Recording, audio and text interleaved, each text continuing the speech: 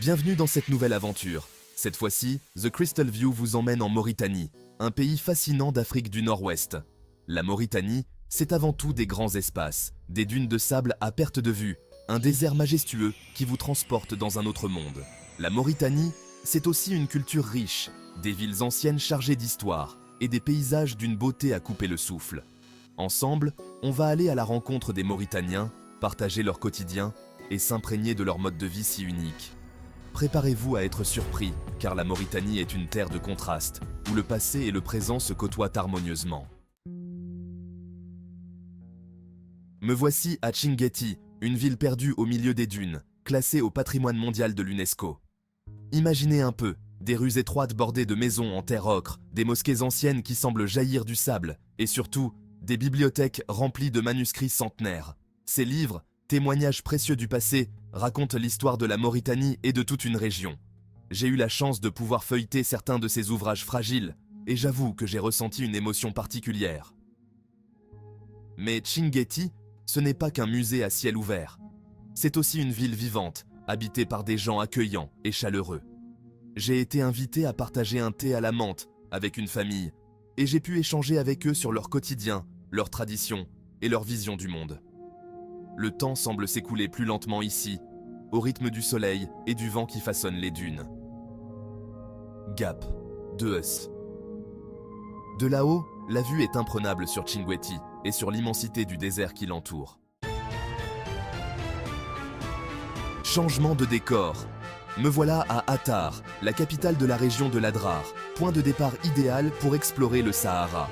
Attar, c'est un peu comme un carrefour, un lieu de passage obligé pour les nomades, les aventuriers et les voyageurs en quête d'authenticité. Ici, le désert est omniprésent. Il s'étend à perte de vue, immense et majestueux. J'ai eu l'occasion de faire une excursion dans le désert, à dos de chameau, bien sûr. C'est une expérience incroyable que de se laisser porter par ces animaux si bien adaptés à la chaleur et à l'aridité du désert. Le silence est impressionnant, seul le bruit des pas du chameau sur le sable vient le rompre. Le soir, nous avons bivouaqué sous les étoiles. Le ciel était d'une pureté incroyable, jamais je n'avais vu autant d'étoiles. Le lendemain, nous avons visité une oasis. Des palmiers dattiers, des arbres fruitiers, des cultures maraîchères, tout cela grâce à la présence d'eau. J'ai pu goûter aux dattes fraîchement cueillies, un vrai délice. Avant de quitter Attar, j'ai fait un tour au marché. C'est un lieu haut en couleurs, où l'on trouve de tout, des épices, des tissus, des bijoux, des produits artisanaux. Cap sur la côte atlantique maintenant, à la découverte du parc national du Banc d'Arguin, un autre joyau de la Mauritanie classé au patrimoine mondial de l'UNESCO. Imaginez des dunes de sable blanc qui plongent dans l'océan, des lagunes turquoises peuplées de flamants roses, des colonies de phoques se prélassant au soleil. Le Banc d'Arguin, c'est un véritable paradis pour les oiseaux migrateurs. Des milliers d'oiseaux y font escale chaque année, pour se reproduire ou pour se reposer avant de reprendre leur long voyage. J'ai pu observer des pélicans, des cormorans, des sternes et même des flamants roses. J'ai eu la chance de pouvoir faire une balade en pirogue traditionnelle dans le parc. Le silence était seulement troublé par le chant des oiseaux et le bruit des vagues sur la coque du bateau. Le parc national du Banc d'Arguin est un lieu unique au monde, un véritable trésor à préserver. Retour dans les terres, direction Ouadane, une ancienne cité caravanière perchée sur un plateau rocheux. Imaginez des ruines de maisons en pierre, des mosquées en ruines, des remparts qui servaient autrefois à protéger la ville des pillards. Ouadane, c'est une ville fantôme, témoin d'un passé glorieux. Au Moyen-Âge, Ouadane était un carrefour commercial important sur la route des caravanes transsahariennes. Des marchands venus de tout le Maghreb et du Sahel s'y donnaient rendez-vous pour échanger des marchandises, de l'or, de l'ivoire, des esclaves, des épices. Aujourd'hui, Ouadane est un village paisible, habité par une poignée d'habitants qui vivent principalement de l'agriculture et du tourisme. J'ai été accueilli à bras ouverts par les habitants qui m'ont invité à partager leur quotidien. J'ai pu visiter les ruines de la ville, me perdre dans ses ruelles étroites et admirer la vue imprenable sur le désert environnant. Impossible de venir en Mauritanie sans s'aventurer au cœur du Sahara, le plus grand désert chaud du monde. Imaginez des dunes de sable à perte de vue, Un silence presque assourdissant, un soleil de plomb qui tape fort. J'ai eu la chance de pouvoir faire une randonnée chamelière de plusieurs jours dans le Sahara. C'est une expérience inoubliable qui permet de se retrouver face à soi-même, loin du bruit et de la fureur du monde moderne. Le désert, c'est un lieu de silence, de solitude, de contemplation.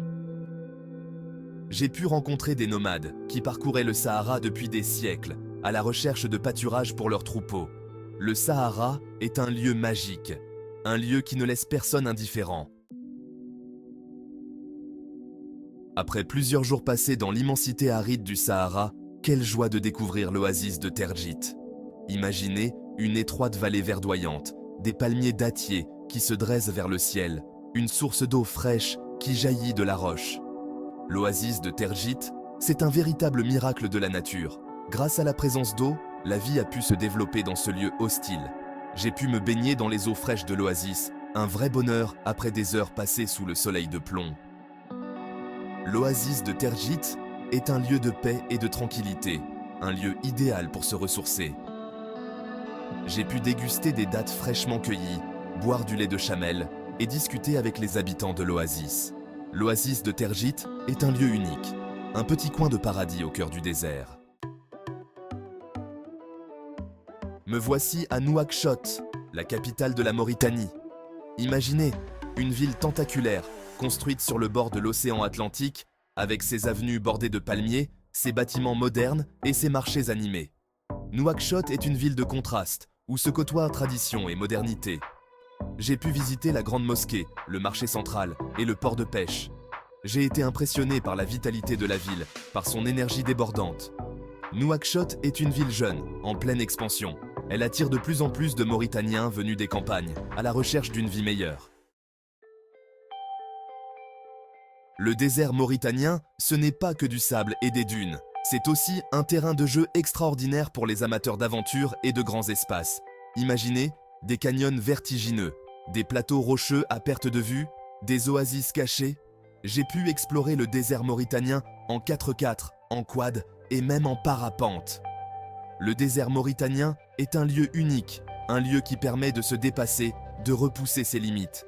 J'ai pu rencontrer des passionnés de sports extrêmes venus du monde entier pour se mesurer à la nature hostile du désert.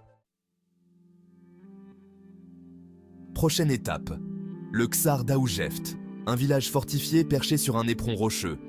Imaginez des maisons en pierre serrées les unes contre les autres, des ruelles étroites et ombragées, des greniers collectifs où les habitants stockent leurs récoltes. Le Ksar Daoujeft est un exemple remarquable d'architecture traditionnelle saharienne.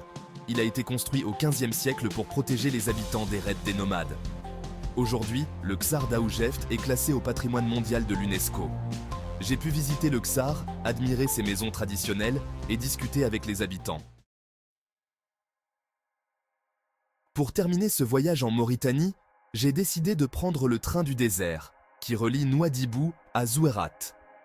Imaginez un train interminable, composé de centaines de wagons chargés de minerais de fer qui traversent le désert à petite vitesse. Le train du désert, c'est une expérience unique au monde. C'est l'occasion de découvrir le désert mauritanien sous un angle différent, de traverser des paysages grandioses et de partager la vie des voyageurs. Le train du désert, c'est un voyage hors du temps, un voyage inoubliable. Voilà, mon voyage en Mauritanie touche à sa fin. J'espère que cette vidéo vous aura donné envie de découvrir ce pays fascinant, authentique et accueillant. Et n'oubliez pas de vous abonner à ma chaîne de Crystal View pour ne pas manquer mes prochaines aventures.